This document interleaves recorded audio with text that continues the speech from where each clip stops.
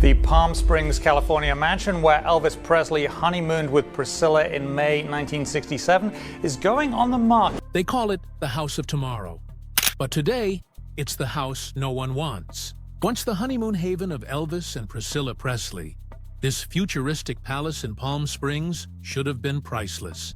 Instead, it's been sitting empty for years, haunted by broken deals, vanishing buyers, and a mystery no one can solve.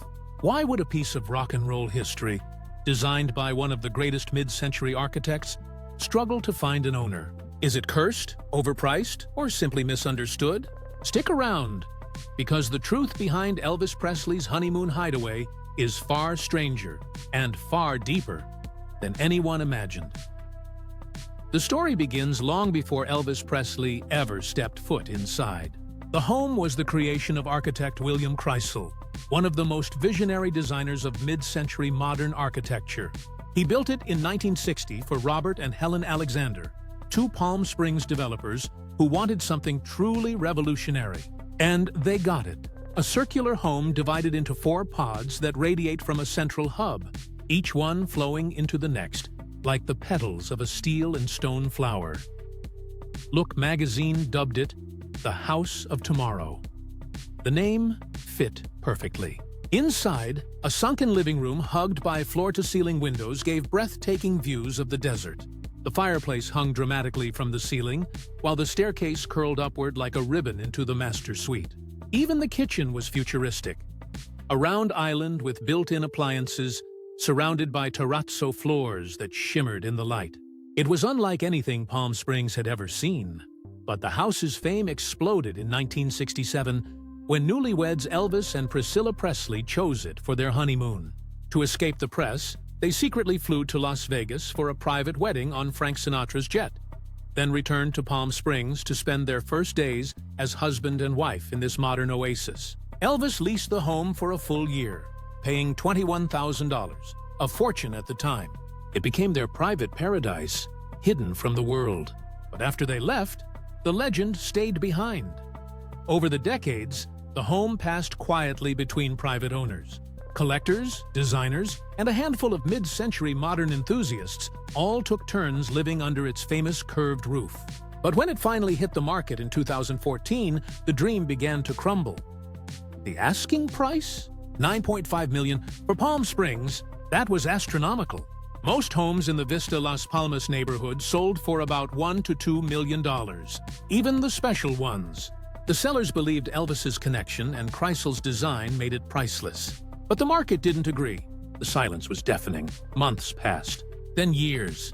The price tumbled from $9.5 million to $8 million, then $7 million, then $2.6 million. Each cut made the story stranger. Potential buyers would appear, offer millions, and then vanish. One buyer from Australia nearly closed the deal before her finances fell apart. Another offered over $4 million cash, but failed to produce documents at the last minute. It was as if the house itself refused to be sold. And yet, that's only part of the mystery. Because the truth is, this house isn't easy to love. At 5,000 square feet, it dwarfs every home around it. While bigger often means better, Palm Springs works differently. This is a city of second homes, weekend retreats for the wealthy from Los Angeles and San Diego. They want cozy, low-maintenance escapes, not architectural giants that demand round-the-clock care. Keeping a glass-walled desert home cool isn't cheap. Neither is maintaining its vintage features. And that brings us to another problem: the house's original condition. Step inside and it's a time capsule. The stone walls, the terrazzo floors, the floating fireplace. They're all untouched since the 1960s. For design lovers, that's a treasure. But for most buyers, it's a renovation nightmare. Because this isn't just any old house, it's a Class 1 historic property. Every change, every coat of paint must be historically accurate. That means specialized contractors, custom materials, and endless approval processes. Want to update the kitchen? The cabinets must match William Kreisel's original blueprints. Need new paint? It has to fit the exact color palette of the 1960s. Costs can easily soar past $1 million before the first piece of furniture even arrives. And even if you pour your fortune into restoring it, you still face another problem: the celebrity paradox. You'd think having Elvis Presley's name attached would make it irresistible. After all, collectors pay millions for his guitars, cars, even his hair. But here's the twist. Elvis never owned this house. He leased it. He and Priscilla lived there for a year, a brief chapter in their legendary story. So while fans might swoon over its history, serious buyers hesitate. The current owners once tried marketing it as a tourist site, filled with Elvis memorabilia, but those pieces aren't part of the sale. When you buy the house, you don't get Elvis. You just get the space where he once stood. And for buyers with millions to spend, that's not enough. Ironically, the Elvis name can even hurt the sale. Wealthy buyers don't want to live in a museum. They want a home they can make their own, not a shrine to someone else's love story. As one real estate agent put it, the true value lies in the architecture, not the celebrity. But even that architectural legacy comes with another roadblock: the zoning trap. The Vista Las Palmas neighborhood is strictly residential. That means no big events, no weddings, no music video shoots. Investors who dream of turning it into Elvis's event estate quickly discover that's illegal. The neighbors, who paid for peace and privacy, are fiercely protective, and local law backs them up. So if you buy it, you're not getting a business opportunity. You're getting an expensive, delicate work of art you can't really monetize. And that has scared off investor after investor. Then came 2020. After years of price drops, the house finally sold for $2.6 million, a fraction of its original asking price. The new owners, Dan Bridge and Paul Armitstead, spent 2 years restoring it with love and precision. They revived its flowing lines, polished the terrazzo, and restored the circular layout to its 1960s glory. By 2022, another couple stepped into the story, newlyweds Nancy and Carrie Cirillo. After their honeymoon in the Bahamas, they purchased Elvis's old love nest, determined to honor its legacy.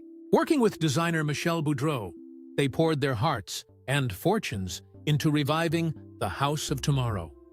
They installed new terrazzo floors, added a sleek marble bar, and transformed the kitchen with white oak cabinetry and quartzite counters, blending retro flair with modern luxury.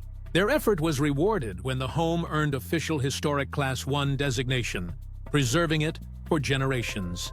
As Nancy Cirillo said, "This was our honeymoon house. We had the chance to elevate its design, a labor of new love." But soon, history repeated itself. In 2025, the Cirillos relisted the property for $975 million, almost the exact same price that had failed to sell it 11 years earlier. And just like before, interest flooded in, but no offers stuck. The listing's been active for months, and once again, the Elvis house stands waiting for its next believer. So what's really going on? Why do so many fall in love with this home, but never take the final step? The size makes it impractical for a vacation home. The architectural prestige demands a buyer willing to act as a caretaker of history. And the Elvis connection? It attracts fans, not financiers. In truth, this house is too honest. It doesn't sell fantasy, it sells responsibility. Owning this home isn't about bragging rights. It's about stewardship. You're not just buying walls and windows. You're buying a story, a piece of American pop culture, a symbol of the 1960s optimism, when space-age design met the dream of eternal youth. Elvis Presley's Honeymoon Hideaway is the kind of house that tests people. It asks, are you willing to preserve something bigger than yourself? Most say no, but one day, someone will say yes. Someone will walk through that circular living room, gaze at the San Jacinto Mountains through the floor-to-ceiling glass, stand beneath that floating fireplace, and realize they've found something extraordinary.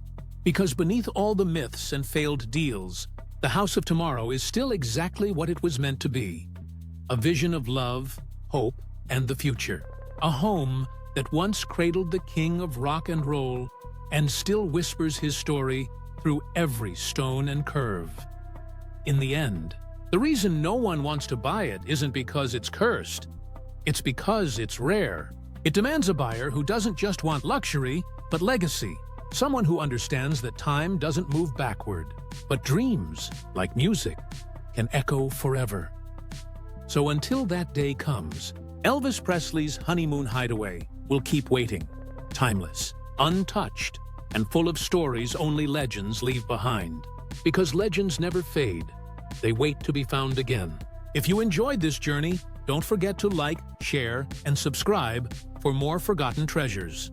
Thanks for watching.